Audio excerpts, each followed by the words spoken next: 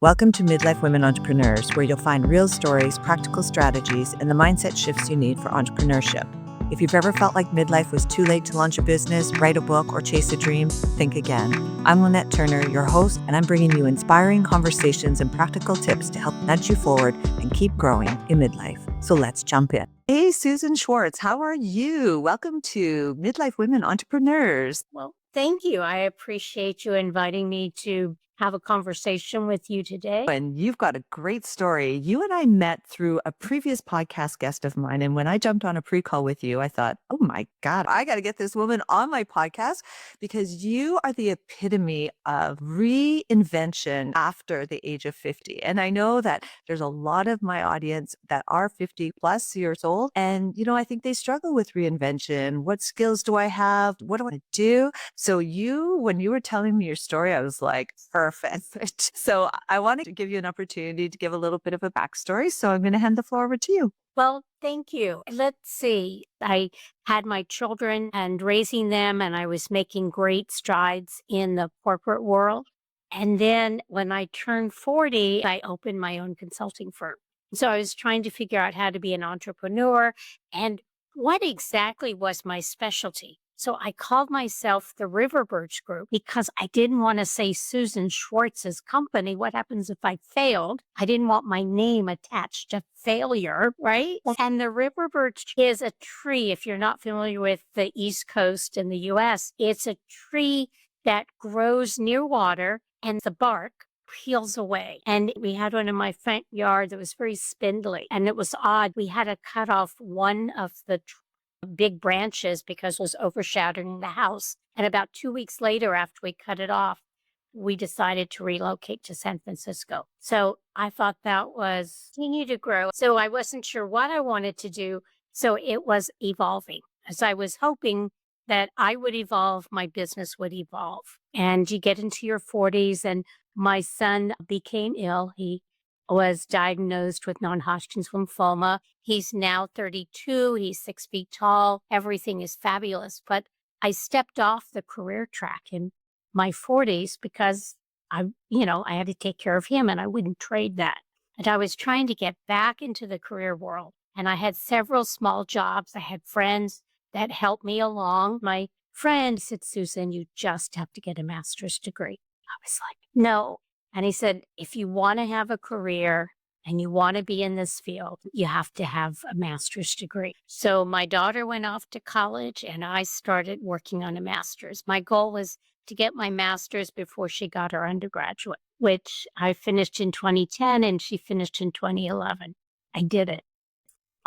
Congratulations to that, for sure. I turned 50, in that program. And then just about when I finished, another friend called and I'd been a contractor for government projects. I'd never officially been on site. And so I was invited to be on the team. I was still a contractor working in a secure government lab where we were designing a product for the warfighter. And it was amazing to work with such mission-driven, mission-oriented people. And they hired me because I had phrases on my resume which came from adult education. And accreditation and certification means something else in the defense world. So I had to learn really fast, and I asked lots of questions. And I was with people who liked questions and respected that I would ask if I didn't know. And I ended up really consolidating how long it took. It usually took 9 months from somebody coming up with the idea and working out the basics to when they got to the general's flag panel and they okayed it and gave money to roll it out. And I was on the phone with somebody from the National Security Agency because in my role, I had to fill out this form. I had no clue what it was saying. So, and she had a reputation for being really mean. And people, she would yell at you because you were sending it back 5 and 6 times. And like everybody, she's a busy person. She didn't want to deal with them. So I got her on the phone. I said, I've never done this before. Do you have a template? Do you have something I can use? And she said, Papa. And I asked her, which if my security clearance wasn't high enough. It used to be, if you tell me, do you have to shoot me? And she said, well, no, it's not that you can't know. She goes, nobody's ever asked. And I said, well, if you talk and tell me, I'll write it down and I'll send that to you and you can okay it or make edits. And she said, yeah, I can do that. She didn't have time to write it down. And so because I did the template correctly the first time, we were able to consolidate this 9-month process down to 4 months. Wow. Okay. There you And go. it was very an exciting time. And when it was time to leave there, as I was saying goodbye to the government clients, they said, Susan, I really enjoy working with you. I know you're a great project manager. You have to get certified. You need your project management professional credential. So masters and then, okay, now you need this. What was the time frame between the masters and going after your PMP? About 18 months. Okay. Okay. So you go out, you grab your project management professional designation, which is the PMP for anybody who's listening. And I got it. And then because I'd been with adult training prior to coming out, I could write courseware and facilitate it. And I saw an ad in the paper that this organization taught project management courses, how to pass the exam type of curriculum at George Mason University. And I called them up. I said, are you hiring? And they said, well, yes, and send me your resume. So I ended up working in that curriculum. And where I gravitated to was the management and leadership curriculum. Project managers tend to be very technically oriented people. And in the Washington, D.C. area in this program, they were mostly computer programmers. They were technicians. They were just everything was black and white in their world. It was on, it was off. And they saw very little gray. And as I was working through, we had an exercise where they'd list all the leaders that they ever knew. And then I'd say, well, what's common? What do they all have in common? And one person looked up and said, Susan, I can't tell you what makes a good leader, but I know one when I see one. And I went, oh my gosh, leadership is intangible and they need something tangible to hold on to touch and feel and be able to measure. And just about that time, I met someone who was introducing me to emotional intelligence and an assessment, another certification called EQI 2.0. It's the emotional quotient. And what it is, it's an assessment that measures 15 leadership traits, things like assertiveness, self-communication, and interpersonal communications, and problem solving, all these things that all on their own, you wonder, how do you measure that? But there are some really smart people who have figured it out, and it's been scientifically proven, psychometrically proven, and it really works. So people who were all on their way to be a project manager were able to take this assessment, see where they were, because in the beauty of emotional intelligence and this EQI assessment is 100. It's a normal curve, and 100 is right in the center. So, what it means is where your emotional intelligence engagement level is 50% of the people are less engaged than you are, and 50% of the people are more engaged than you are. So some people will say, well, they have too much emotional intelligence, and you have too little emotional intelligence. Everybody has a blend of what these traits blend to make you who you are. They make you the person that you are. It's a balance. And so that's where you balance it out, or it depends on the job that you have. I met a man who was an architect, and he had an amazing amount of impulse control and the lowest amount of flexibility you can imagine. But if you're being an architect and you have a 20-story building, if you say, oh, you know what, you could move that girder over 1 inch. You know what? I'm in San Francisco now. We have 2 buildings that are leaning that aren't really inhabitable. Millions of dollars to build. And it's not usable because somebody was a little flexible. The challenge for this architect, who was a fabulous architect, is he was put in charge of 2 project teams. And all of a sudden, people started leaving the agency. And they were really good architects. When they did the exit interview, they would say, "Why are you leaving?" And they said, "He's a jerk. He insults us. He embarrasses us. He doesn't tell us what to do. He expects us to just know it." And that's when they called me in to try to work with Harry. We looked at his skills and validated that he had some management and leadership work that he needed to do. And he made a decision that he did not want to be a manager, that he just wanted to be an architect. So Right. that's what this assessment gives you the opportunity to make a decision. He's a really great architect, so stay there. And if Yeah. he decided he wanted to get into management, well, then this identifies those areas that you need to work on. And Right. so that's the beauty that I see about this assessment, is that it really helps you become the person that you want to be. It recognizes your strengths. And when I work with my clients as a coach, we take those strengths and we say, okay, let's leverage them. And let's see how we can enhance those areas that you want to improve. But focus on your strengths and let's use them to bring the rest of your personality across. Right.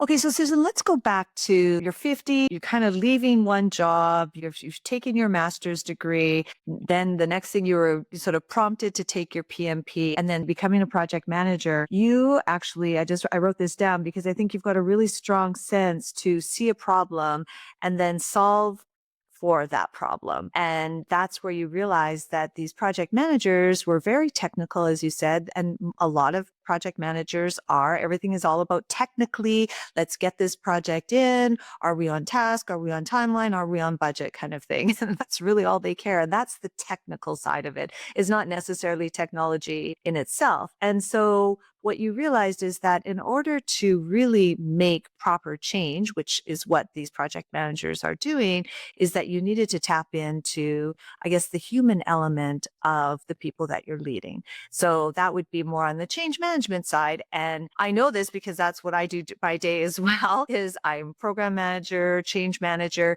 But change management can also be very technical as well. It's here's what you need to learn and here's the email that goes with it. And this is how you go in and learn the system. But it's like helping people bring them through the change. And so that's when you sort of tapped into the EQ, which is what you just explained here about taking that assessment and really understanding who you are as a person. And I think that emotional intelligence piece of it can be applied to anything, like even in your day-to-day life. So before we get into that, you decided, hey, I think I got a book in here, and you undertook the mission to write your first book. Talk a little bit about that. Well, and I wrote it because of what you just mentioned. These people coming through the curriculum loved the course. It was the most popular elective. People came back and said, "This is wonderful.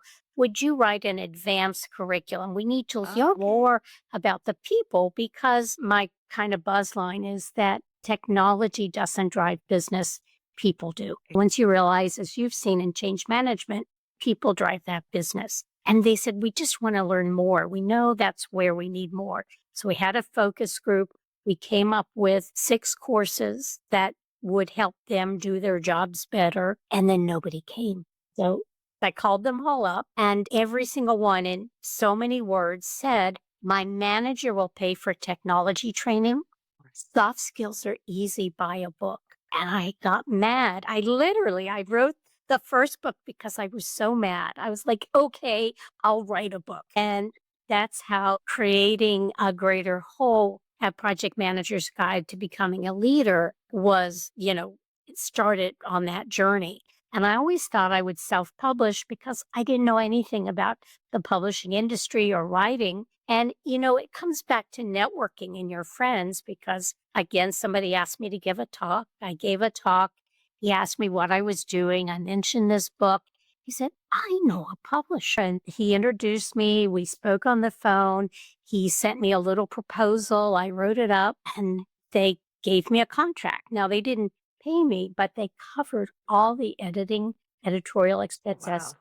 all the publishing. Which we know with a book is the more expensive. The editor is your biggest expense, right? Exactly. And then Yeah. somebody do that for me. Amazing. So that's where that one came out. And just as the book was being published, my husband came home and said, I have this great opportunity. What do you think about moving to San Francisco? Fully expecting me to say no. And I said, if I'm ever going to reinvent myself, now's the time to do it. And I said, yes. So my book had just come out. It was 6 weeks out of the publisher and we moved. So we moved to California and I started networking around, and somebody introduced me to a networking group, and they introduced me to another group who provided professional technology, professional development programs in their membership meetings. And they asked me if I would be a program. And I gave a program, and it was about leadership and technology. And somebody from Berkeley, University of Berkeley, had an international program they were running. And they saw this, and project management was one of the big curricula. And they got a bus. They brought 40 students to it, and they really loved it. And then the woman who brought all the students went back to the dean of the program, and I got a phone call, and all of a sudden, I was teaching a master's level class at Berkeley. Great. That's interesting because I think that story really draws out the fact that drawing on your community. And I think that as we become entrepreneurs and look to expand what we're doing in midlife, part of it really is to reach out to your community and meet as many people as possible, because then these opportunities tap in. So let's move into the EQ side of it, the emotional quotient, the emotional intelligence. So you had an opportunity to also write your second book, which I'll let you introduce. And then I want to talk a little bit about like, how does EQ really impact you as a business leader and what you can do to draw on it even in your personal life? It's really interesting because once you've written one book, it was my part-time job for 9 months. It probably took me 5 months to take everything in my head and put it down. And because I'd written so many leadership training courses, it was truly, I don't want to say cathartic, but I got to get everything in my head on paper. Yeah. And it was exhausting. And I knew how hard it was. And I just didn't think if somebody asked me, I would think twice. I'd think hard before I said yes. And my publisher called me and he said, did you ever consider writing a second book? And I said, oh my gosh, John, what are you asking? What are you talking about? But then he kind of paused and let me just, noodle that. I said, my whole viewpoint on emotional intelligence has changed. When I wrote that book, it was very academic. It was very ethereal inside your own head. And what I've learned in the last 7 years is that it's incredibly practical. It makes a difference. It will increase business performance, the return on investment that you gain. He said, well, let's do it. So what we ended up doing was we expanded my first book.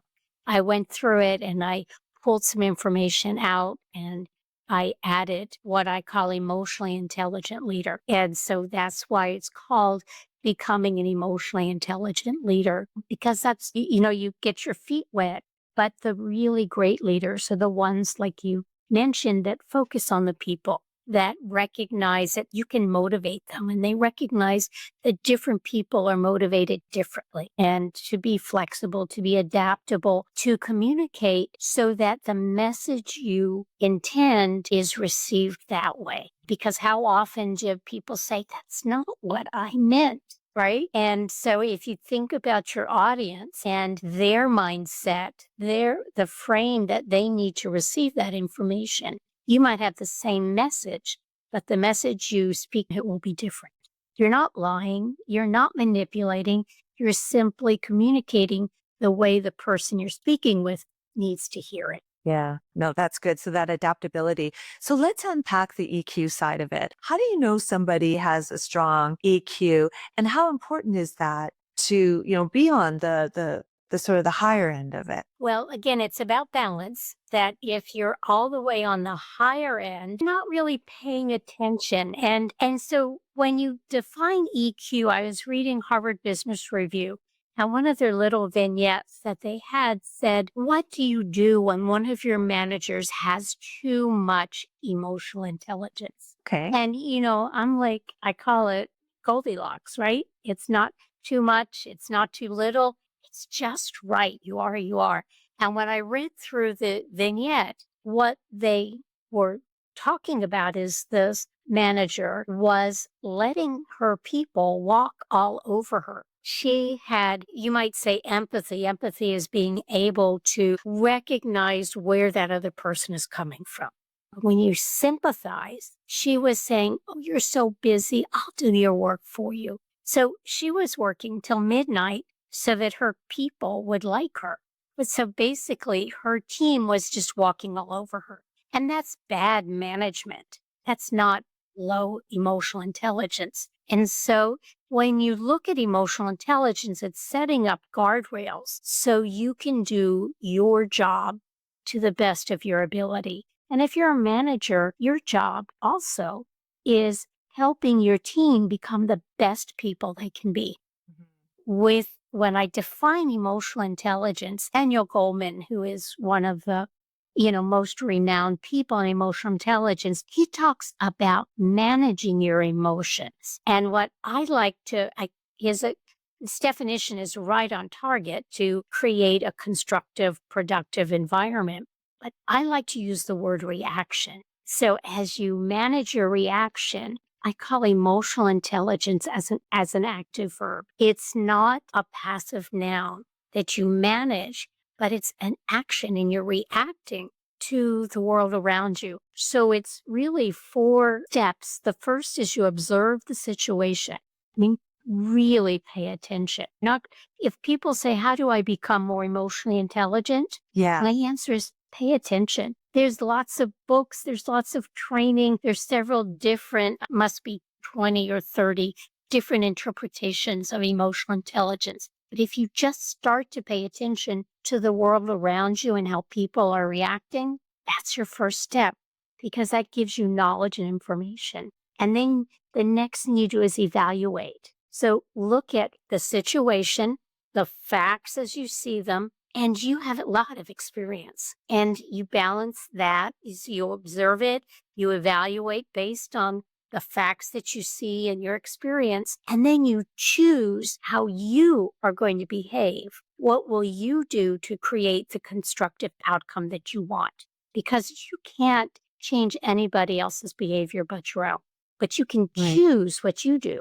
And then, because very often it does take a village, it does take a team of people to get that constructive end. Then, how do you collaborate? How do you bring people together to execute? It's really maybe a gerund, an ing word, but it's observing, it's evaluating, choosing, and then collaborating. And that's what I think of emotional intelligence if I had to tie it up with a quick bow. And that's an excellent explanation and summary. And so to what you were saying earlier about tying an ROI to the things that you're doing at work, I mean, I think we make better decisions because I approached this problem through the lens of your sort of 4-step framework there. I think about like people who are running their family, we can get so caught up in like, okay, we just got to get this done. Let's just go, go, go, go, go. But if we're not listening to each other, if we're not observing, if we're not really sort of analyzing the situation and then, then taking that time to respond,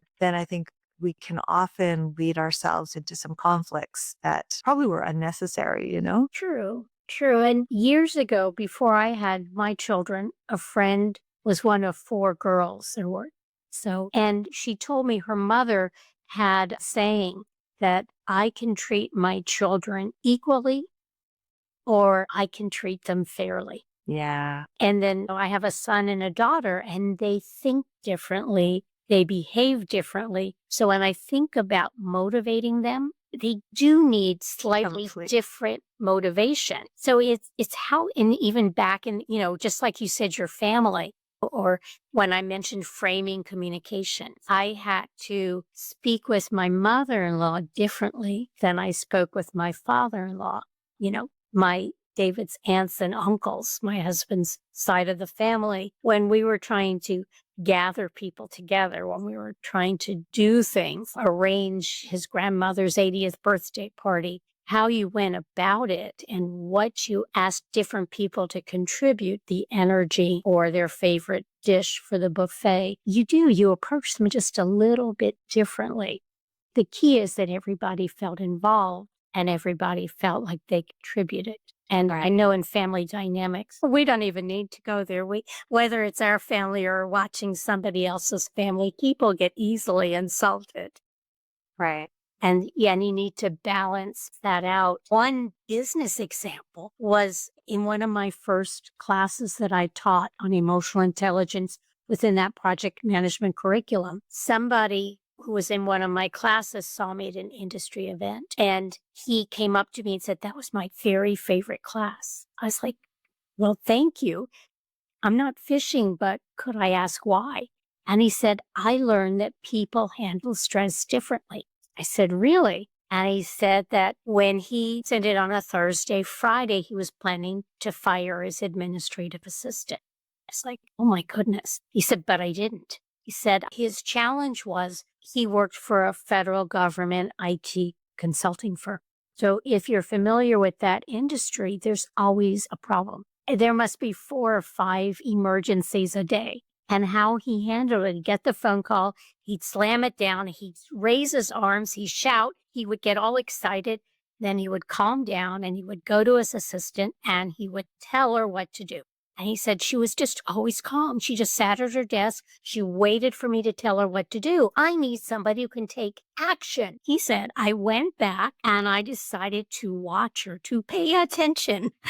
For that week, my business wouldn't hurt if I fired her tomorrow or if I fired her 1 week. And what he learned when he watched her, when he paid attention, was that she heard what was going on. She went back to her desk. She went through her Rolodex, in those days, but she found the right person to call. She notified them. And by the time he stopped yelling and came over to tell her what to do, she'd already done it. And she was much too diplomatic to tell him that. And so So she was 10 steps ahead of him, but he was thinking she was 10 steps behind. exactly. And he said, Yeah. when I realized that, instead of firing her, I gave her a raise. He realized how valuable she was. And we didn't get into great detail. I'm sure Yeah. his business adjusted and adapted because Sure. he recognized, to me, that's a huge business ROI that he didn't Yeah. even know the power that he had. Yeah. And think about the cost of losing somebody, onboarding somebody new, getting that person up to speed. He probably would have been in the same situation. Those are good lessons. Those are really good lessons. So what's next for you, Susan? Well, I'm moving again. My husband has decided to retire. He's worked for the same company for 44 years. I know that's unusual today. And so we're headed back east. And of course, I'm headed back east as soon as my book is published. Its pre-order is on next Friday, the 4th, and it'll be in the stores and Amazon shelves by the end of the month. So Okay. yeah, so again, it's good to have friends. I really believe in serendipity, that you get these opportunities and you need to grab onto them. And I guess in my life, where if ever I've tried to plan something, that is so true. Man plans and God laughs. Because the one My time I God, put it I on love paper, that. something changes. And I was Yeah. listening to a podcast and somebody said, I took the left turn. And I thought that was wonderful. And so, like serendipity, a group that I've done a lot of work for before I left, somebody told them I was coming back east. And they called me, and they have a fabulous contracting gig with a large regional company. And I am working with them to develop a 3-level leadership program and doing some organization change work. So Awesome. I'm very excited about what's coming up, and we're moving, and it's really, I'm trying to figure out what I'm going to do with the next 25 years. Well, you have been a real pleasure to speak with just because the inspiration behind just that motivation, keep going. It feels like your story to me was just ebbing and flowing where, okay, losing this, I'm going to gain this. And then I've gained that. Now it's time to do this. And I think that's what anybody who's listening today should just be observing the fact that when we try to plan, as you say, we write it down on paper, we have to let it ebb and flow because we may have a vision for ourselves, but it doesn't have to be so specific that then it ties us into one thing and then we never achieve it. So I love the ebb and flow and I love this sort of tenacity behind, I've got to plan the rest of my 25 years. So I think that's wonderful. So Susan, where do people find you? Well, I'm on LinkedIn. Okay. Please, you can never have too many friends. I encourage you to connect there. Just under Susan Schwartz? Yes, under Yeah, Susan okay. Schwartz. And Susan Schwartz is a common name. If you can't find me, there's a G in the middle. Susan Schwartz. Okay. Yeah, so I'd love for you to meet me there. My website is the River Birch Group. Yeah, I'll put that in the show notes. So I've got a few blogs and there's information on how you order my book.